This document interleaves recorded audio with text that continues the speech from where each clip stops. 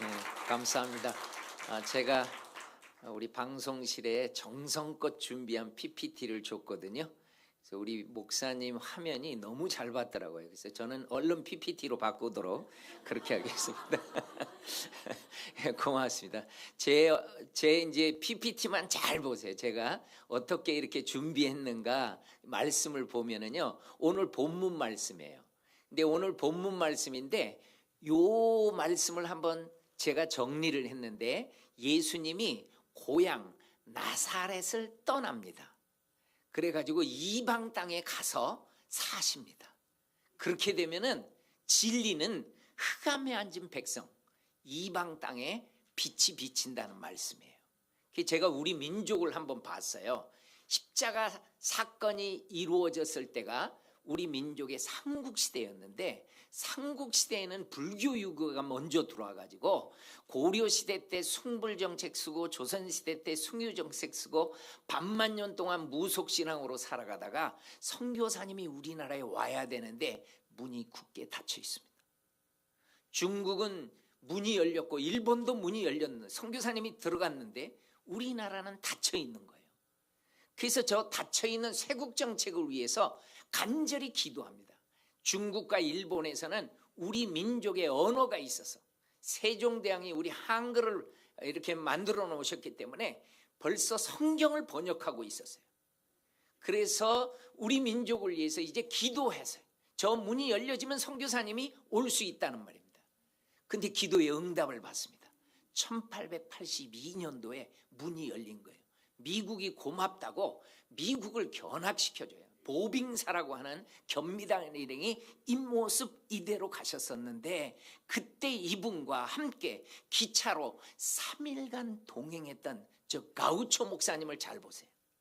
저분이 기차를 타고 3일간 우리 민족과 동행하면서 우리 민족을 알고 교회 가가지고 주일날 우리 민족을 소개합니다. 제가 코리아라는 민족을 만났는데 사절단이 온 곳을 봐서 조만간에 선교사도 들어갈 수 있을 것 같습니다. 여러분 저분이 보는 것 시각이 다르잖아요. 여러분이 한번 보십시오. 저 견미단 일행을 봤을 때 많은 사람이 웃습니다. 저 모습에 많은 사람들은 관심이 없는 거예요. 여러분 그런데 저 가우초 목사님의 관심이 뭔지 아십니까? 이 민족에게 복음이 들어갔나? 이 민족에 교회가 있나? 이 민족이 예수님을 믿으면 얼마나 좋을까? 이 마음이 있었다는 거예요. 그걸 보라는 거예요, 여러분이. 그러니까 저분이 교회에 가가지고 우리 민족을 위해서 기도를 요청하고 선교 헌금을 합니다. 오늘 우리가 선교 헌금 작정하듯이 그 교회가 우리 민족을 위해서 선교 헌금을 해요. 그래서 엄청난 금액을 모아가지고 우리나라는 지금 선교사가 들어온 나라도 아니고 문만 지금 열려 있어요. 선교사님이 들어갈 수 있도록 저분이 길을 지금 열어주는 거예요. 엄청난 헌금을 선교 본부에다 올렸는데 선교 담당 목사님이 우리 민족을 몰라요. 그럴 거 아닙니까? 우리 민족 쉽게 알 수 있는 민족이 아니. 그러니까 반응이 안 나오는 거예요. 그러니까 저 가우초 목사님 잘 보세요. 자기가 아는 선교사님이 일본에 있었어. 그럼 일본하고 우리나라는 가깝잖아요. 그러니까 일본에 있는 선교사님한테 편지를 보내가지고 헌금도 주면서 선교사님 코리아에 당시 우리나라 국호가 조선이었으니까 조선에 들어가서 우리가 어떻게 효과적으로 복음 전할지 알려주세요. 저분이 얼마나 적극적입니까? 그래서 저 맥클레이라는 선교사님이 우리나라에 들어온 거예요. 우리나라 상황을 알아보기 위해서. 그래서 고종 황제에게 너무 감사하게 2가지 윤허를 받아낸 거예요. 선교는 안 되지만은 의사가 와서 의료 활동이 가능하고 한미 수호 조약부터 체결돼 가지고 한영, 한불, 한독, 한너 막 공간들이 오는데 말이 돼야지 말이. 언어 선생님을 3사람만 좀 보내세요.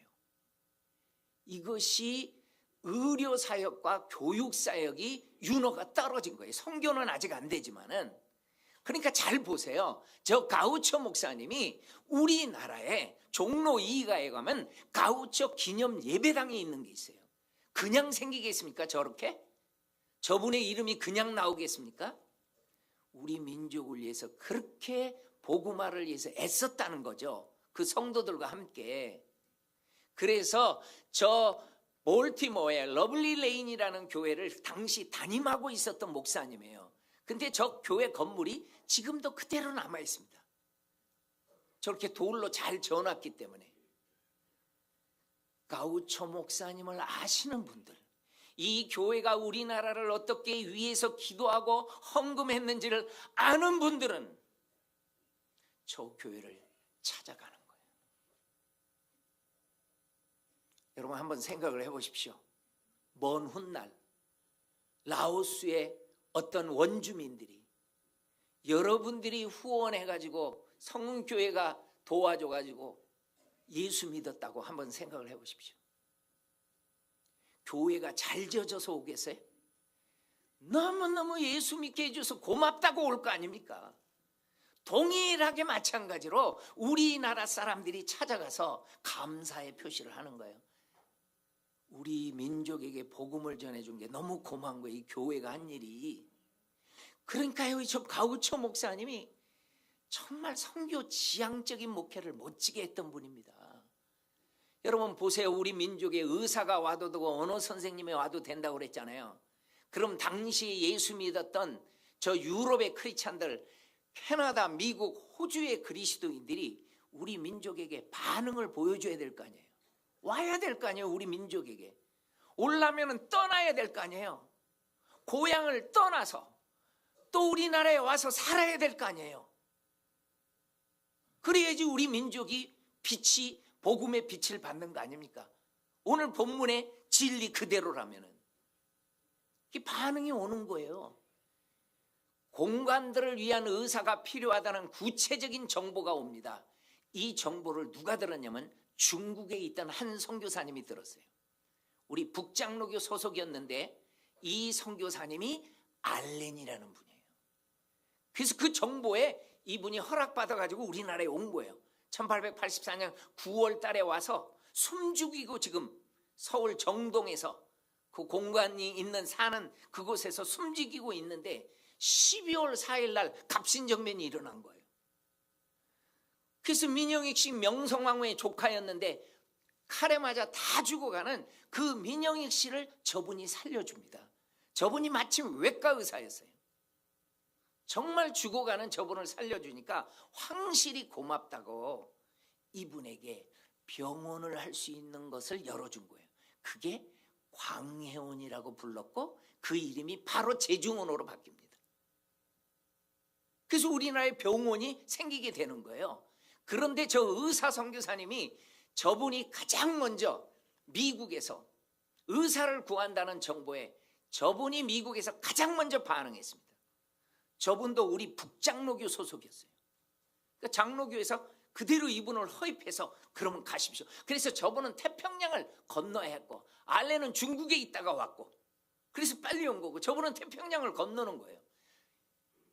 태평양을 건너와야 되는데 저분의 장벽이 뭐냐면은 대학교예요. 저분이 졸업한 대학이 테네시 의과 종합대학이었는데 아니 존 헤론이 무슨 공부를 잘하면 그냥 좀 잘만 하면 되지 개교 이래로 공부를 가장 잘했어요. 그러니까 학교가요, 자네는 우리 학교 교수해. 후배들을 양성해야지. 그래서 이분을 붙잡으니까 장벽이 된 거예요. 근데 저분 뿌리칩니다. 나는 조선에 갈 겁니다. 야, 멋있더라고요. 그런데 두 번째 장벽이, 무서운 장벽이 하나 또 있는데 HATTIE라고 이분의 약혼녀의 이름입니다. 해티라고. 아버지가 교수였고 아버지한테 다 듣고 있었어요. 너 남편 될 사람 교수로 임용된다. 됐다 아예 그냥. 그러니까 자기도 아버지의 삶을 봐왔기 때문에 나도 이분과 결혼해서 어떻게 살아야지 청사진이 딱 있었는데 조선 간다는 거예요. 그러면 미국을 떠나가지고 가서 살아야 되는데 이 해티한테는 처음에는 굉장히 어려웠습니다.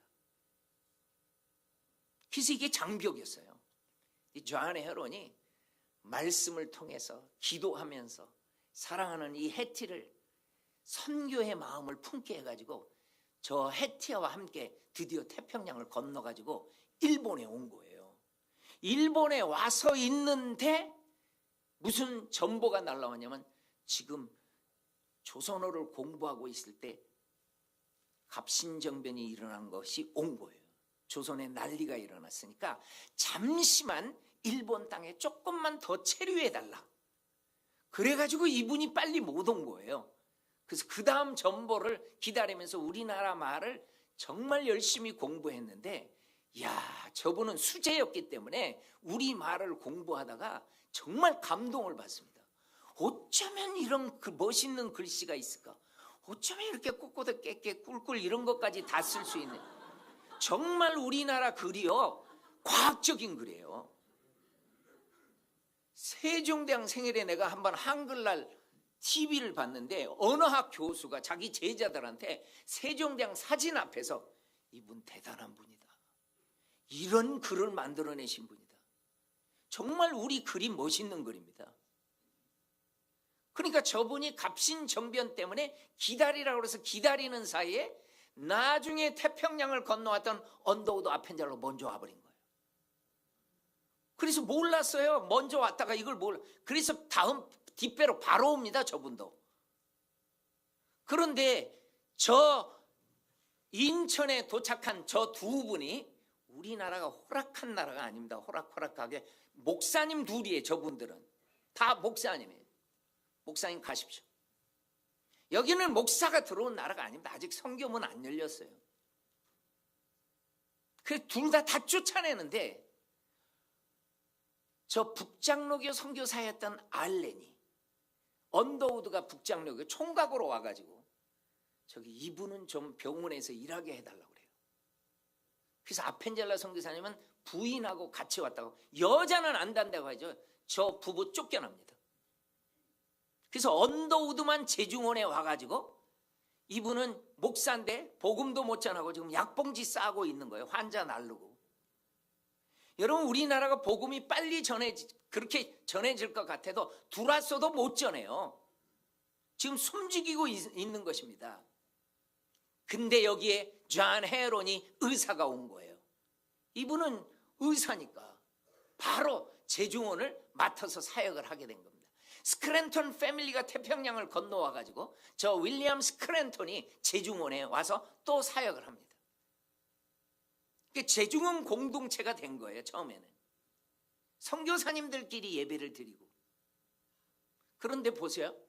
저분이 정동에다가 시약소를 만듭니다.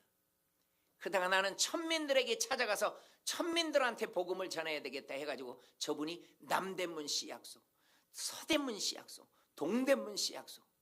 그래서 저분이 차린 곳마다 다 교회가 다 세워져요. 근데 저분의 어머니가 시운이 넘어가지고 왔거든요.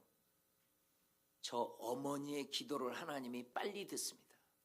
저 어머니는 시운이 넘어가지고 왔는데 복음을 못 전하는 거예요.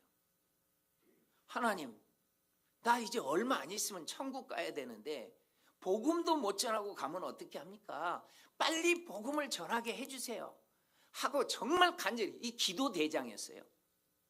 우리나라에 올 때도 아들하고 며느리가 우리나라로 결정됐을 때 저분은 어머니니까 미국에 남아 있어야 되는데 여전도 회원들한테 가가지고 기도하고 가서 저 좀 파송해 주십시오.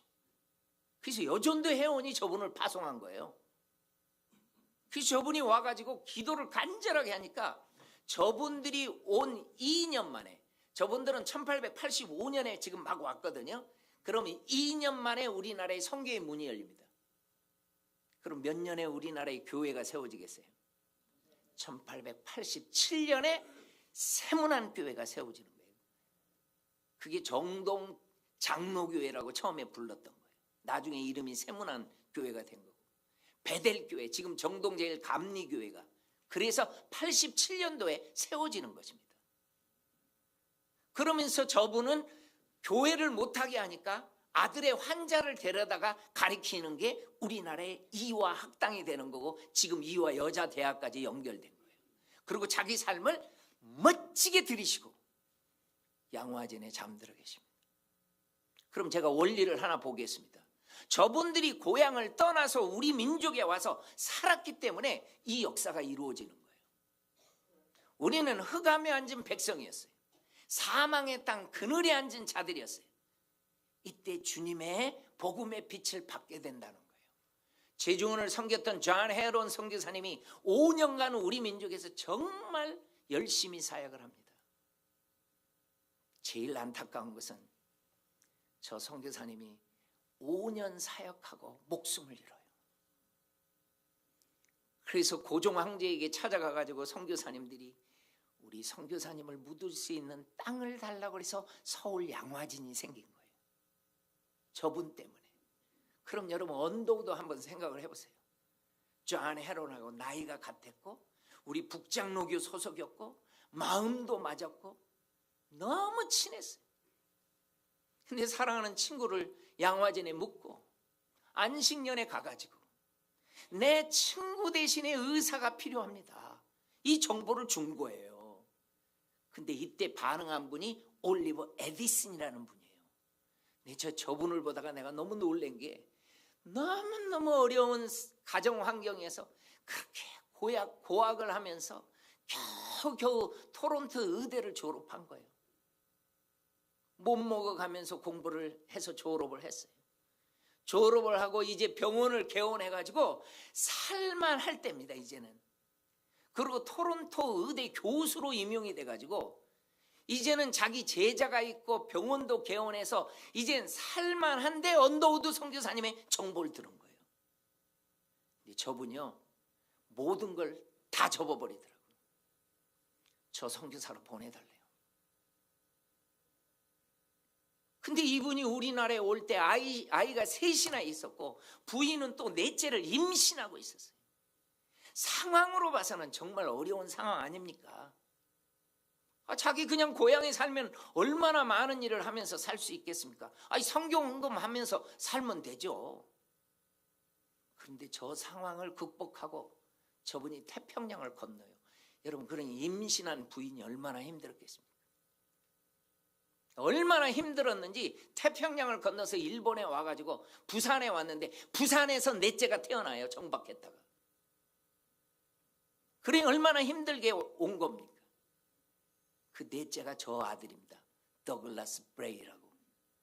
저분이 나중에 커가지고 부산에서 태어나서 우리나라에서 자라면서 나중에는 공부해가지고 아버지처럼 의사가 돼가지고 아버지의 뒤를 잇는 그 아들이 돼요. 멋있어요. 이 에비슨 선교사님은 제중원을 섬기시면서 수술할 수 있는 시설이 없으니까 이런 병원이 하나 세워지면 좋겠다 해가지고 그 정보를 줄 때 만난 분이 세브란스인 거예요. 그러니까 이 세브란스라는 분이 엄청난 기금을 도와줘가지고 지금 서울역 앞에다가 그 땅에다가 다 저렇게 멋지게 건물 지었잖아요. 지금 저 건물 다 없어져서 안 보이고 연세 빌딩이 있고 대우 빌딩이 있고 그러지만은 거기에 다 남대문 교회 그쪽에 다 세워진 거예요, 저게. 근데 저분이 생각한 게 있어요. 우리나라 사람을 의사로 길러내는 것입니다. 그래서 세브란스 의대에서 우리나라 1908년에 저렇게 면허증을 가진 의사가 배출되고 간호사도 길러냅니다. 저 간호사가 공부했던 그 기숙사랍니다. 그래서 1910년에 그 한 줄을 이렇게 보면은 한 명이 간호사가 됐어요. 그래가지고 우리나라에 서울에 병원이 있었죠. 세브란스 제물포에다가 세웁니다. 그리고 얼마 안 있어서 많은 졸업생들이 나오니까 여러분 저 전국에다가 병원이 생긴 거예요. 우리나라는요 선교사님한테 정말 도움을 많이 받은 나라예요. 한번 보십시오. 저분이 세브란스 병원에서 있을 때 제주도 소년이 왔어요. 배가 이만해가지고 아버지가 아무리 제주도에서 고치려고 해도 못 고치는데 죽을 수밖에 없는데 서울에 가면은 고칠 수 있다는 얘기를 들어요. 그래서 이분네가 아버지가 조금 잘 살아가지고 배를 하나 빌려가지고 배 타고 온 거예요. 서울로, 제주도에서. 그런데 에비슨 선교사님이 보더니 김재원이라는 소년이었는데요, 수술 불가 결정이 납니다. 늦은 거예요. 안 되는 거예요. 근데 영혼이라도 건져야 되겠다 해가지고, 자네 예수를 믿으면 내가 수술은 한번 해보겠네. 그리고 하나님 앞에 기적을 기다리면서 한번 해보겠다. 예수를 믿겠는가? 뭐 죽는 마당에 예수를 믿겠습니다. 그리고 자기도 마음속에 기도하고 수술을 하는데요, 여러분 4년에 걸쳐서 얼마나 심각했는지 7번이나 대수술을 했는데 이 김재원 소년이 살아났습니다. 그러니까 이 4년 동안 이제 마지막 때는요, 건강해가지고 막 다니고 돌보기도 해요. 그리고 전도인들한테 복음 전하는 것도 배우고 그래요. 그래가지고 이분이 4년 후에요, 10대 때 와가지고 1900년 자기 고향에 돌아간 거예요. 그 전도해요. 근데 한 사건이 터집니다. 아버지가 돌아가실 때 기독교식으로 장례를 치르려고 하다가요, 온 동네 사람 친척까지 전부 다 멍석말이를 시켜버립니다. 이게 뭔지 아세요? 그 아이를 멍석에다 집어넣고 멍석을 둘둘 말아가지고 아무나 때려서 죽여, 발로 밟아서 죽이는 거예요. 죽이는 거예요. 그러니까 어머니가 자기 아들의 죽어가는 그 광경을 볼 수가 있어야지. 멍석에 뛰어듭니다. 이에 내버려 두십시오. 제주의 모든 의사들이 못 고쳤고 용하다는 무당 점쟁이도 어찌할 수 없어서 내 아들이었는데 서울에 가서 예수님 앞에 가서 고침을 받았다는데 나도 그 예수님 믿겠습니다. 여러분, 그 아들을 살리려고 한 거예요. 그래서 동네에서요, 죽이지 못합니다. 추방시켜버려요. 그래서 그 자기 남동생이랑 해가지고 어머니랑 추방해서 온 거예요. 그래서 예배를 드리다가 김재원이가 자기들끼리 예배를 드리는데 자기가 아는 게 뭐 많지 않잖아요. 뭐 성경을 알아야 얼마나 알겠습니까? 그러니까 제주도에 선교사를 좀 보내주세요. 그 에비슨 선교사님한테 편지를 쓴 거예요. 그러니까 에비슨 선교사님이 마침 1907년 평양에서 우리 동노회가 열렸습니다. 여러분, 노회가 여러 개 모여가지고는 총회가 되는 거예요. 근데 1907년에는 노회가 딱 하나뿐이었어요. 전국에. 그걸 동노회라고 그랬어요. 그때 이제 목사 안수도 받는 거예요. 7명의 목사 안수를 받을 때요. 그 제주도에 선교사를 보내달라고 그런 거예요. 그래서 저 7분의 목사님들, 많은 분들이 제주도에 선교사를 보내달라고 했을 때 저 6명이 한결같이 이기풍 선교사를 다 바라봤습니다. 자기들은 안 가고 이기풍 선교사가 제일 젊었고 갔으면 좋겠다, 그런 마음이었대요. 그래서 이기풍 선교사가 제주도에서요, 그 제주도 선교로 파송받아서 오는 것입니다. 저분이. 그래서 제주도가 1908년에 이기풍 선교사가 오는 거예요. 오다가요, 풍랑을 만나가지고, 목포에서 배 타고 오다가 풍랑 만나가지고 그 배에 탄 사람이 다 죽어버렸습니다. 한 사람 딱 이기풍 선교사만 살았어요. 그래가지고 이분이 추자도에 걸려요. 추자도에. 그래서 제가요, 이 추자도에 걸렸다고 그래서 추자도를 내가 한번 나도 가봤어요. 이렇게 갔더니 정말 배가 도착하는데 저 신양교회가 보이고, 그리고 저기 또 길 따라 저 내지로 갔더니 또 저기 중심지였던 그 마을로 갔더니 거기에 추자도를 빛내자는 추강교회가 보이고, 여러분, 이기풍 선교사님이 저기에 머물렀을 때 복음을 전해요. 제가 호주 시드니에 가가지고 이 스토리를 얘기했더니, 아니 여러분 한번 해보십시오. 내가 이렇게 메시지 전하는데 누군가 벌떡 일어나서 뭐라고 말을 하면은 그게 실례잖아요. 그거는 그럴 수 없는 거잖아요. 근데 호주 시드니에 갔는데 한 분이 벌떡 일어나서 울면서 뭐라 그러냐면 우리 가정이 그때 예수를 믿었습니다 그러는 거예요. 이분은 너무 감동이 된 거예요. 목사님이에요. 목사님. 자기 가정이 그때 추자도에서 복음을 받았다는 거예요. 여러분 제주도에 갔는데 제주도에 그래서 목숨을 정말 힘겹게 평양 자기 고향을 떠나가지고 제주도에 간 거 아닙니까? 제주도에 갔는데 제주도 방언하고 평양 사투리가 안 통해. 완전히 타문화권이야. 말이 안 통해. 지금도 제주도 할머니들 이렇게 말하는 거 보면 나도 못 알아듣겠어요. 얼마나 어렵게 사역을 했는지 저 세미얼 모페 선교사님한테 편지를 쓰더라고요. 이기풍 선교사님이. 저 여기 너무 힘들어서 못하겠습니다. 제주도 정말 말도 안 통하고 얼마나 무속신앙이 강하고 한지. 그랬더니 저분한테 세미얼 모페 선교사님이 답장이 왔어요. 나는 아직도 자네가 던진 돌의 상처가 아물지도 않았네. 이렇게 답장이 온 거예요. 여러분 저 세미얼 모페 선교사님이 평양 선교를 할 때 이기풍이가 돌을 던져버린 겁니다. 턱을 날려버린 거예요. 그러니까 저 답장이 나는 자네가 던진 돌의 상처가 아물지도 않았네. 이 말 무슨 말인지 아세요? 나도 이런 핍박 속에서 평양을 떠나지 않고 내가 끝까지 선교한 것처럼 자네도 선교하게 그 말이에요. 그래서 그 글을 읽다가 다시 한번 회개하고 하나님 용서해 주세요 하고 이분이 제주도에 많은 교회를 세운 거예요.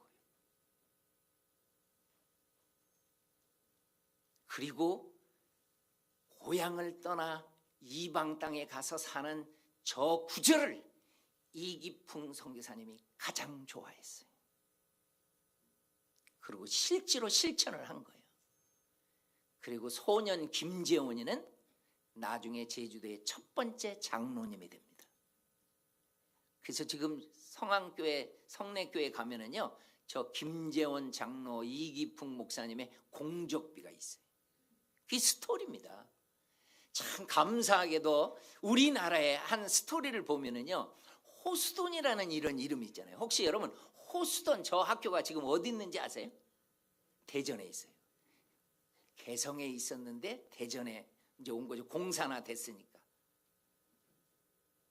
근데 왜 호수돈일까 봤더니 개성에 있을 때 저 학교에 홀스톤이라는 그 홀스톤이라는 지방에서 엄청난 금액을 학교에다가 모금해서 준 거예요. 그래서 저 홀스톤이라는 이름을 따가지고 호스톤이라고 지었더라고요. 그리고 저 광주에는요 숭일이라는 남학교가 있고 수피어라는 여학교가 있어요. 광주에. 이 수피어 여학교 학생들이 예배 드리는 거 보세요. 저 어쩌면 저렇게 머리도 한결같이 하나같이 다 따고 일자로 딱 앉아가지고 어디 스마트폰 보는 애 하나도 없잖아요. 그 당시 스마트폰이 없었을 뿐더러 예배를 저렇게 잘 드렸다는 거예요.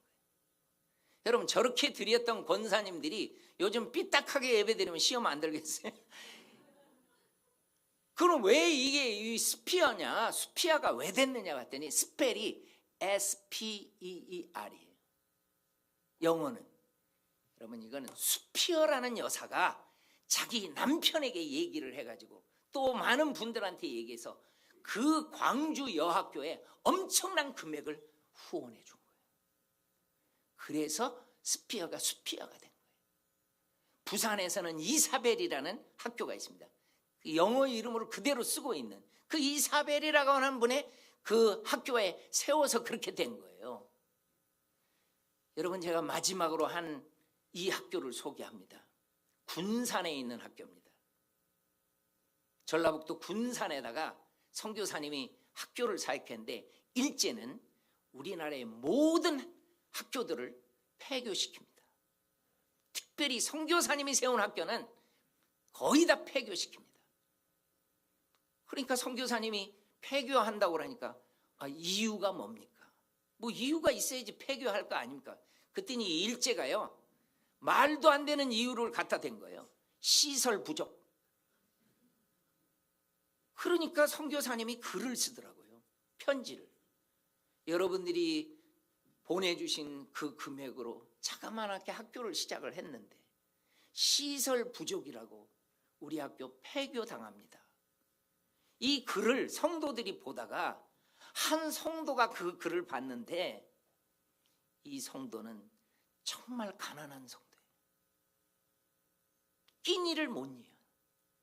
근데 이 가난한 성도가 어떤 결정을 하냐면은, 하나님, 나는 돈이 없어서 못합니다. 그런데 내가 아침을 금식해서 그 금식한 것을 모아가지고 그리고 성교비로 드리겠습니다. 그래가지고 그것을 실행한 거예요. 이거를 성도들이 알게 된 거예요. 아름다운 선행을. 그러더니 성도들이 결정을 한 거예요. 우리도 아침을 금식하자. 그래서 그 금액을 모아서 드리자. 그래서 어떤 대학생이 학교를 가려고 이제 밥 먹고 학교를 가려고 하는데 엄마 아버지가 식사를 안 하는 거예요. 엄마 아빠 왜 식사를 안 합니까? 그랬더니 자초지종을 딱 듣는데 이 학생이 감동이 됐어. 자기 학교에 가가지고 이 얘기를 나눈 거예요. 이야, 그 학교 멋있는 학교더라고요. 그 학교 학생들이 그 얘기를 듣고 다 감동이 돼가지고, 그럼 우리 학교가 이 일을 아침 금식 운동을 해서 헌금을 모아서 드리자, 이렇게 된 거예요. 그래가지고 이 대학교 학생들이 엄청난 금액을, 학생 수도 많으니까 다 금식해서 모아온 이 헌금들이 군산에 온 거예요. 여러분, 그 대학교가 어느 대학인지 잘 보세요. 메리 볼딘 유니버시티예요. 그러니까 저 메리 볼딘 유니버시티, 저거를 갖다가 저 이름을 음역을 하더라고요. 저걸 뭐라고 음역을 했는가 봤더니 멜본딘이라고 음역을 했어요. 혹시 우리 중에 멜본딘이라는 학교를 들어본 분 계십니까? 멜본딘. 이거 오랫동안 썼었어요. 멜본딘이라고. 그래서 저렇게 아름다운 학교가 세워진 거예요. 멜본딘.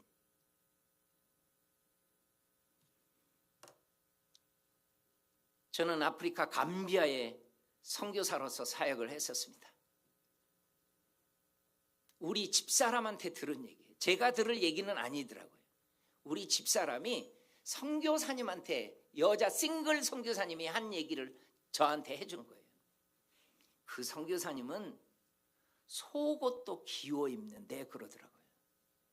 그래서 내가, 요즘이 무슨 시대인데 속옷까지 기워 입냐. 근데 사연이 있더라고요. 자기가 속옷을 기어 입고 싶어서 기어 입는 게 아니라 자기를 후원하는 성도가 그렇게 사신대. 자기에게 성경금을 보내주신 분이 그렇게 사신대. 그러면서 성경금을 보내는데 내가 어떻게 그렇게 안 하겠느냐는 거예요. 나 이해가 되더라고. 여러분, 생명을 살리는데 나는 세브란스나 이런 잘 사는 사람만 헌금하는 줄 알았어요. 아니더라고요. 정말 가난한 분들이 끼니가 없어가지고 금식하면서도 하더라고요. 그래서 알게 됐어요. 저 선교사님들 다 자기 고향 땅을 떠나서 우리 민족에게서 사역하다가 지금 전주에 묻혀 있는 분입니다. 자기 고향을 떠나가지고 지금 전라남도 땅에 복음을 전하다가 광주에 묻혀 계십니다. 저 선교사님들 호주에 살던 분들입니다. 경상남도 선교를 호주 장로교가 책임져가지고 경상남도 곳곳에 복음을 전하다가 그들에게 복음의 빛을, 큰 빛을 주시고 자기들은 지금 창원에 묻혀 계십니다. 저 선교사님은 경북 지역을 사역했던 대구에 묻혀 있는 선교사님의 묘입니다. 저 안동 지역에 가도 선교사님이 북쪽까지 복음을 전해가지고 안동에도 잠들어 있습니다. 경기도나 강원도나 중부 지역에서 사역했던 선교사님들은 많이 양화진에 잠들어 있는데 저기는 공주에 묻혀 있는 선교사님의 묘입니다. 충청도. 이건 청주에 묻혀있는 선교사님의 묘고요. 중부 지역에서 사역했던 분들이 바로 양화전에 많이 잠듭니다. 제가 이 선교사님들을 소개할 때마다 하나님이 주시는 눈물이 있어요. 너희 민족은 1600년 동안 불교로 우상 숭배하며 살던 흑암의 백성이었어. 조선시대 때 숭유정책 쓰는 바람에 그늘에 앉은 백성으로 살 때, 반만년 동안 무속신앙으로 푸닥거리하고 점쟁이 찾아다니면서 너희 민족이 살 때, 내가 얼마 전에 너희 민족에게 선교사님 보내주고 그들이 고향을 떠나서 이 땅에 와서 자녀를 묻고 동료를 묻고 본인들까지 묻히면서 이 땅에 복음의 빛을 비춰주신 분들, 저 시대에 저와 여러분들이 살아서 예수 믿는 거예요. 우리 민족 예수 믿기까지 선교사님만 오신 게 아니잖아요. 선교사님을 뒤에서 기도해주고 후원해 주신 분들이 있잖아요. 그래서 100년 만에 여의도 광장에 선교대회 하는 거 아닙니까? 전국에 있는 성도들이 모여가지고 우리가 어떻게 예수 믿었겠어요? 세계를 품은 그리스도인들 때문인 것을 나는 알게 됐어요. 여러분, 내가 가슴이 메이는 소리로 여러분한테 한마디 할까요? 우리나라에 선교사로 오는 분들, 우리나라에 선교비를 하자고 할 때 나는 미국과 카나다와 호주와 유럽에서 반대하는 사람이 있다는 걸 알았어요. 난 글을 통해서 알았어요. 여러분, 하나님의 큰 그림을 한번 보십시오. 하나님은 저 민족 살리려고 하는데 반대한다고요? 우리나라도 할 일이 많다고 자기의 좁은 소견을 들고 나오더라고요. 우리 교회도 할 일이 많다고. 물론 교회 할 일 많고 우리나라 할 일 많아요. 근데 주님이 가장 원하는 것은 저 민족에게 기회를 줘야 돼요. 우리끼리만 알다가 천국 가버리면 안 된다는 거죠. 그러니까 그분들이 반대를 무릅쓰고 오신 분들이에요. 그러니까 발견한 게 저는 딱 3가지. 우리 민족이 복음의 빚진 자 됐잖아요. 선교사님들 자녀들 저기다 다 묻습니다, 여러분. 딱 3가지. 그들은 우리 민족을 위해서 기도해 줬습니다. 그들은 우리 민족을 위해서 헌금해 줬습니다. 이게 선교 헌금이었습니다. 나는 여러분들이 선교 헌금을 참 귀히 보시기를 바라요. 이거 정말 생명 살리는 겁니다. 그리고 선교사님들이 자기의 삶으로 고향을 떠나서 찾아와서 우리 민족에게 복음을 전한 결과 이렇게 한국교회가 태동되고 우리도 지금 이 자리에 있는 것입니다. 기도하겠습니다.